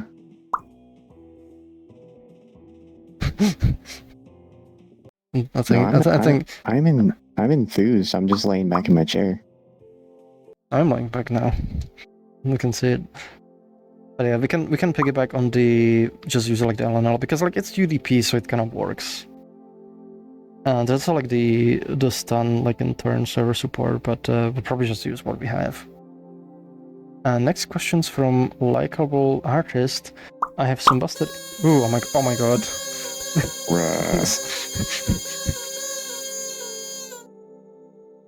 Yeah, this is not helping getting through speeding through the questions too. Thank you, we gotta go quick. We gotta go quick, but you can become distracted. Thank you. The subscription like they also like generally kind of help like with the development too, because it kind of goes like into the company. And like we get to be authors.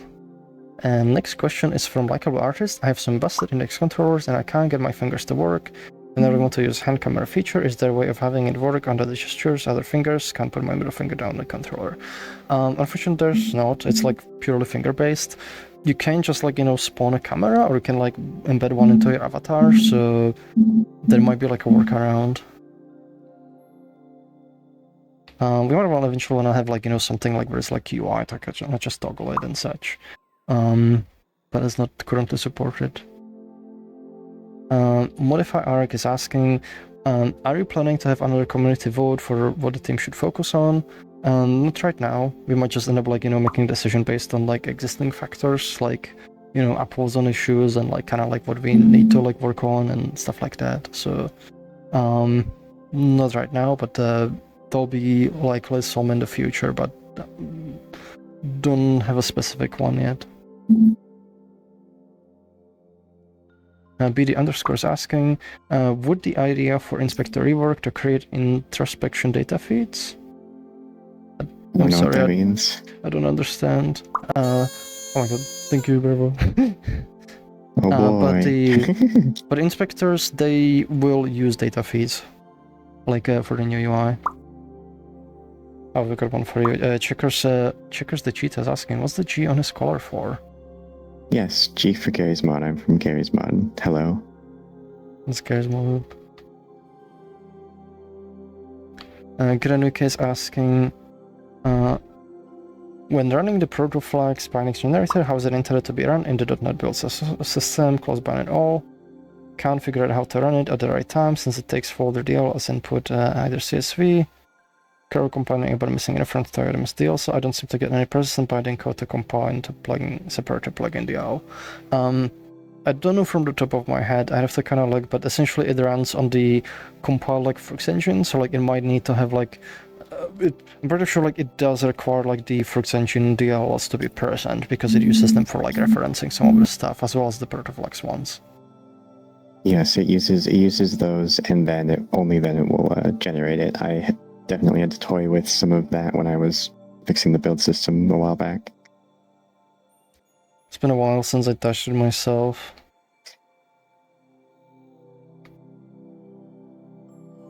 And Yeah, we got G for Gary's mod. Yes, G for Gary's mod. Oh my god. Yame Deft was asking, what is the meaning of life? 42. Ask again later. No, 42.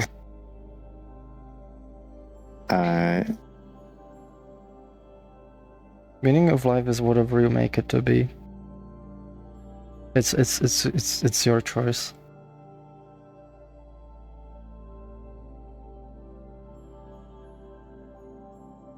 Next question we got is from Shaky Shakes. Ooh, I'm breathing wrong direction. Shaky Shakes is asking, I've heard of Resonite maybe once before. I know nothing of it, but I click on the stream for 0.2 seconds and somehow ended up with a sub. What is there to know about Resonite? I know nothing. Oh, welcome to Resonite. So Resonite, it's like a social platform. Like, you know, like we can kind of exist as an avatar, like this, you know, like we're kind of talking. But the cool thing about it is we have like real-time collaborative editing. So I can literally, you know, we're just kind of sitting here like answering questions, but I can just, you know, grab a developer tool and, you know, start editing things like Sire over here, and, you know, like you know, oh, wrong one. Hold on. Let's go higher. And also wrong one. Wait, are you? What? Are you driving your head size? No. Okay. Oh, there we go. There we go. See, and now we can be editing things. Just like that. Or I can undo, and I can, like, you know, I can select myself and, you know, start modifying things. So I can, like, you know, what's my collider? Ooh. I think it's the whole hand, yeah. And it can be like, ooh, baby hand. Or I can scale it up. Oh, now it's big. I'm gonna undo. Oh. Yeah, Resonite is great. It's like you can hang out, you can play with your friends, you can program together. Everything you see is like shared. Like networking is like everything is pretty much networked. All the collaboration is live, so I can also, like, you know, open up this something we called Inspector. I just opened up for the environment, and I have like the collider, I think. Let's see, where am I? Collider. There's the collider section. There's the viewing room. I can like pretty much like view the entirety of the scene. Which is the viewing room? So are you? Actually, no. This is. Yeah, we're gonna fall if I turn that off. Let's see. Cafe, waterfall. Oh, that's over there. Are you looking for the bench? That area's over there, so that's too far. I think that's the viewing room. Oh, there's the walls. Okay, so if I turn this off, yeah, now we have no walls. Yeah, there you go. No more walls. Now no more walls, but it can also be like, you know, there's say the materials. I can, like, you know, pull them out. I'll pull out the material, and you know what? I'm gonna take your question, and I'll just take a screenshot of it. Hi. There might be Sire in it too. So now I took a screenshot, you know, of which is just like texture, and I can plop it in, and now it's on the walls. On the walls, but it is there. Or you could take the picture and put it on Froox. You can have Froox as the picture. Yeah. Now the question. You ask. You are the question. I am the question now. No, but like the answer. No. It's not. It is UV mapped. It's just this is it's set to clamp, so I just need to set it to repeat. There we go.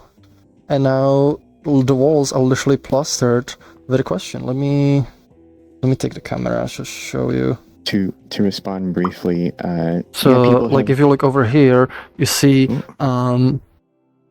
your question is now literally on the walls. There we go. And you can pretty much edit anything. We're just kind of doing like, very quick and silly one this way, but everything you see built, in here is built like inside of the game. We also have, there's real-time scripting, so you can like quickly code things. We're gonna run out of time.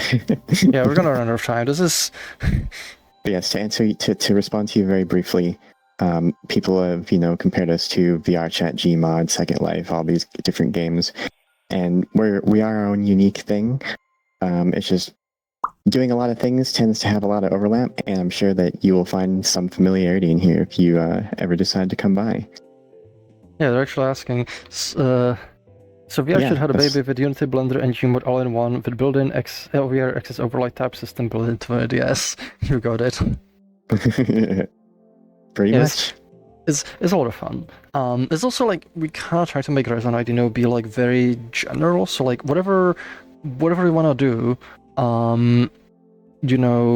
like whether you want to build, whether you want to just hang out and chill, like the platform's kind of like open to everyone. The other cool thing, with the collaboration is like it's super easy to just bring content in. Like I was mentioning a video earlier. If I go into my dash, I can literally just paste it in. I can paste stuff, from YouTube, for example. Bring in videos once it loads. I see. Come on, load. There we go. And here's like a video from YouTube channel, and you can like we can watch it together anywhere we want. Yeah, it's literally just copy paste. Just copy paste. You can do the same for like images, audio files. Like we support like so many formats. You can bring in like PDF files. Like if you want to like PDF, 3D models. 3D models. Like all the stuff is like imported like in game, so there's a lot of stuff to do. A lot of it's like designed to just give you as much power as you can in the virtual, like universe. And it's kind of big part of our philosophy. And also, yes, the yellow guy made the game. Yeah, I made most of it. I helped. It helps. Or as I have help, but I did like make most of the code. Yes. All right. Now we gotta really speed through these because man. I mean, there's not too many, so like I think we're good. We have like 14 minutes left. Okay. But yeah, I hope this kind of gives you some idea. Like, so we don't have like more time to kind of. Oh, my tracking's freaking out. Tune into the next one if you want more in-depth questions. Check videos. Join our Discord at discord.gg/Resonite. There's we have like a really cool community too.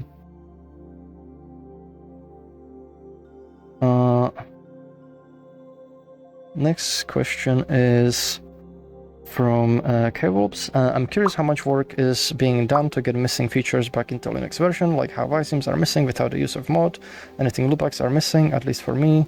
Is just one person focusing, or is it more of a team effort? Depends, some things like multiple poops. Tassaro's doing a whole bunch of it. I might end up like making like a thing for the iSIMs for the time being, but the big problem with iSIMs is like the library doesn't exist for Linux. They just don't publish it for it. So like we would like need one for Linux that we could use, or we like put it like into one of the pieces like running under Proton and run it there, but then like we need to deal with IPC, which adds like complexity. But yeah, work is being done on those parts. Checkers the Cheetah's asking, which one is Froox? To me. Yes, that is Froox. I am Cyro.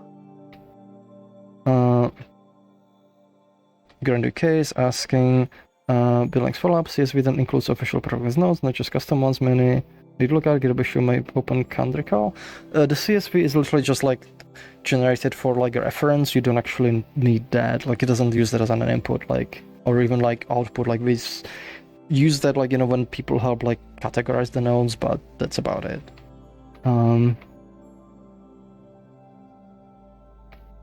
Skipping.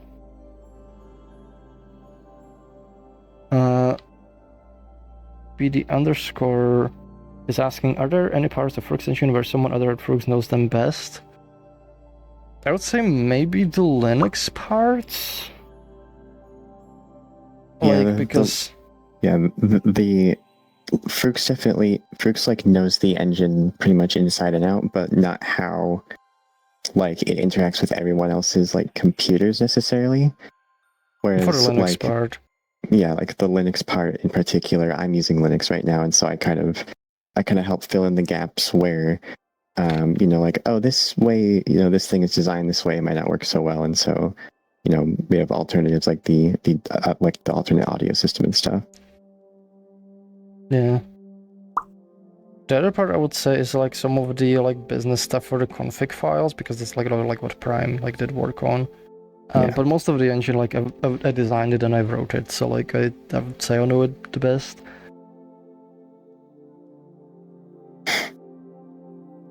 Actually, the other part, like, isn't quite the engine, but like it's some of the CI/CD stuff. Like I'm like not too familiar with it because it was kind of set up by Tyro, J4, and 2 others.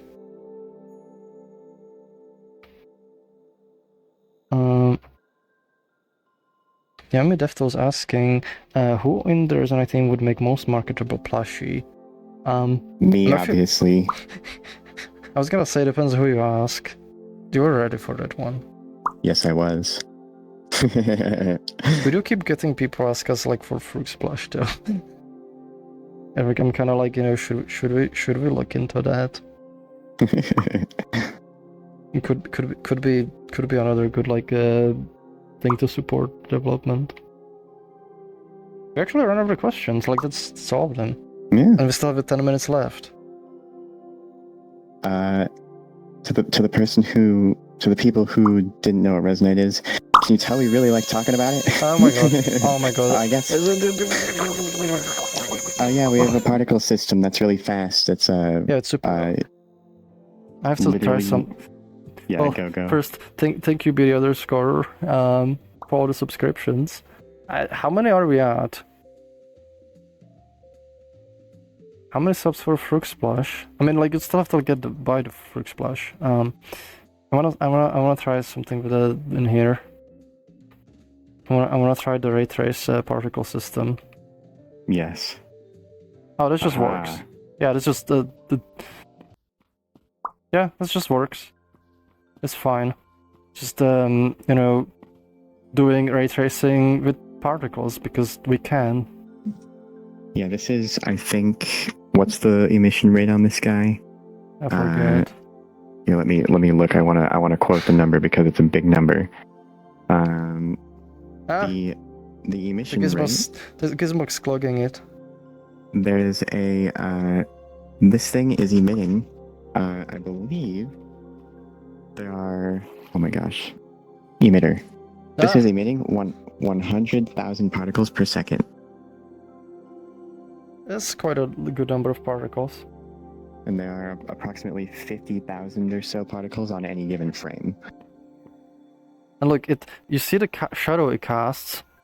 There's not actual, like, you know, lighting shadow. There's literally shadow made out of the particles, like, colliding with my colliders. Like, we're just doing, you know, ray tracing with particles. Yeah. It's fine. It's fine. It's fine. You know, it's like, it's just light made of particles. This is insane. And it just runs, like, you know, like it's with the splitting thanks to the 9, this would with the old like Unity, like this would kill you. But this is just, you know, this is fine.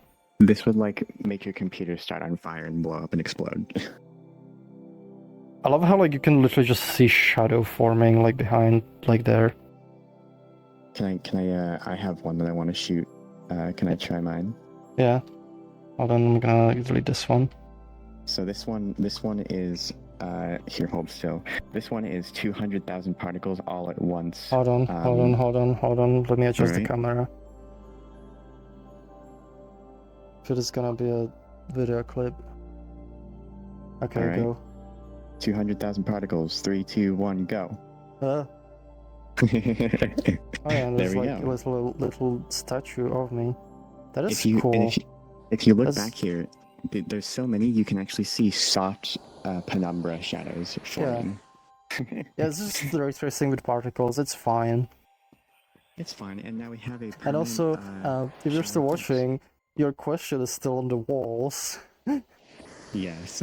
So this shows you some of the shenanigans that like we get to on the Resonite, and that you can also get into because everybody has access to these tools. But this is cool. There's a shadow of Froox. Shadow of Froox. Yeah, you can have a lot of fun with stuff on Resonite. It's how we're passionate about what we do. Yes. I'm just a little brain dead today, so I'm a little bit slow answering questions. Oh, we got a few more.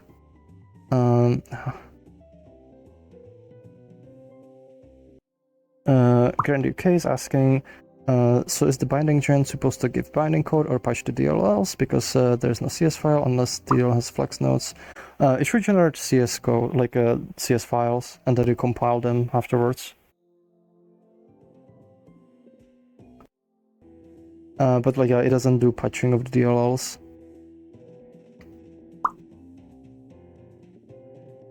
Deathhammer's asking, what feature do you want to work on the most at the moment? One that's kind of small is I want to add like support for head patting and booping for desktop. And then probably like the overlay. Like using it as a nice overlay.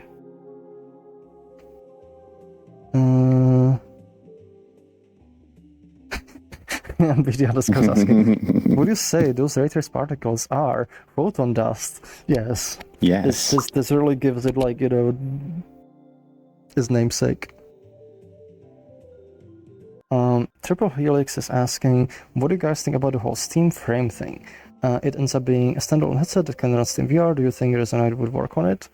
I mean, I don't think anything has been announced, so like right now we don't know anything, so it's hard to say anything. Like, assuming it is a VR headset, we don't know the specs. We don't know what it's gonna run. It's gonna be Android. It's gonna be Windows. Like, there's we don't know anything about it, so we can't really say.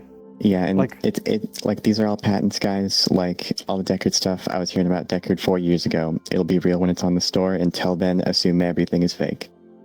It's also like we don't know what it is because like the stuff I heard is that Steam Frame is just a game console. Like, so I think it's too much like rumors right now and speculation. So it's kind of hard to like say anything too specific. Archie is asking how to make Toon Shader look good. Honestly, ask people in our community because they mess with it a lot more than we have time for, and they probably know best. Yeah. Find mentors. Mentors know like good.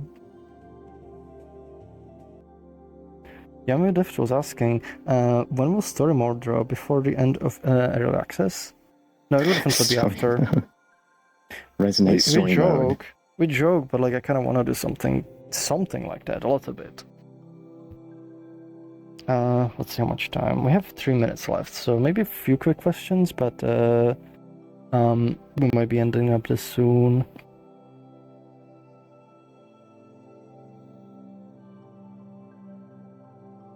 So like, kind of keep considering this. The main thing I guess like for the plush would be just finding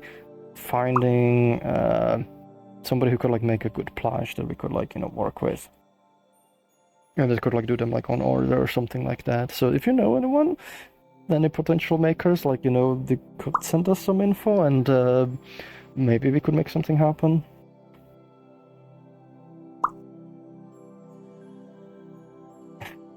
Bravo Jules Bear's asking, I have a question for the list. How far are you through the questions list? I mean, pretty much like your question. Well, now there's 2 more, but this was like very recent. Caribbean Sarah with survival mode. What would it even look like? Your inventory gets deleted when you die, when you lag. It'd be very hard.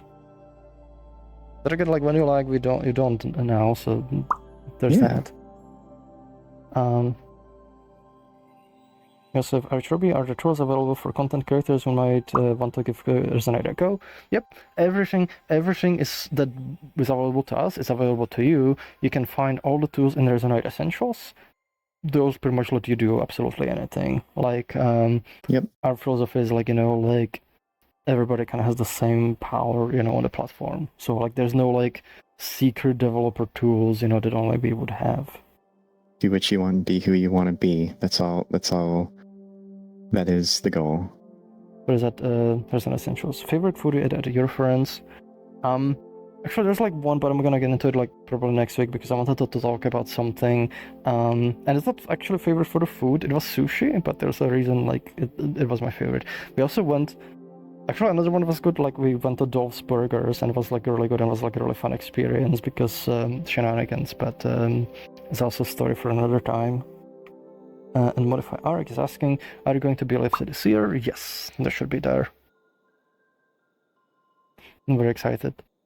With that's pretty much all of our questions for now. So we have like 30 seconds left. So thank you everyone, for watching. I'm sorry for being a little bit kind of slow today. My brain's like very blah. So I'm like not super sharp like answering the questions and kind of a bit distractible. But thank you very much for watching. Thank you so for supporting Resonite. Whether it's like, just being part of the community, if you're like hanging out with people, like making cool content, like, it helps the platform, but also for everyone who supports us or on Patreon or Stripe or through Twitch, and other means, like we appreciate like your support. It's helping us, kind of stay independent and, keep like focusing on stuff that's important for the community, like doing the stuff like the splitting. So thank you very much for supporting us. If you're on Patreon, please consider switching to Stripe on the same tier because we get about 10% more out of that. And that helps, us give us like more kind of like money to work with. But whichever like you support us, like, we're very thankful. And I guess we'll see you next week.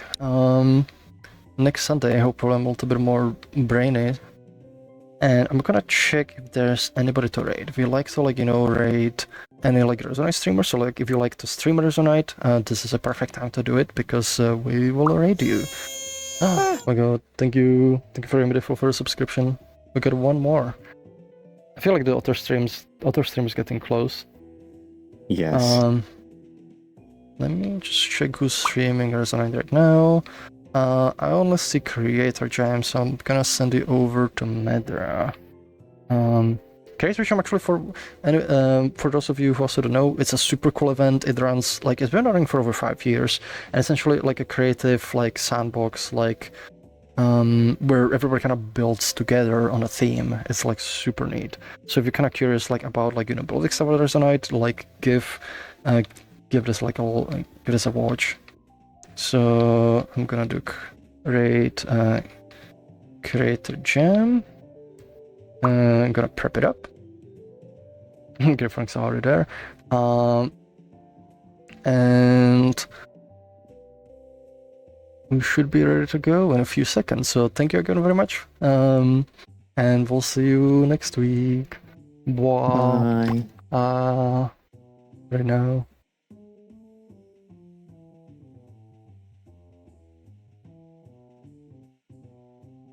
Wow. Okay, All right, is that a wrap? I'm gonna stop the stream and stop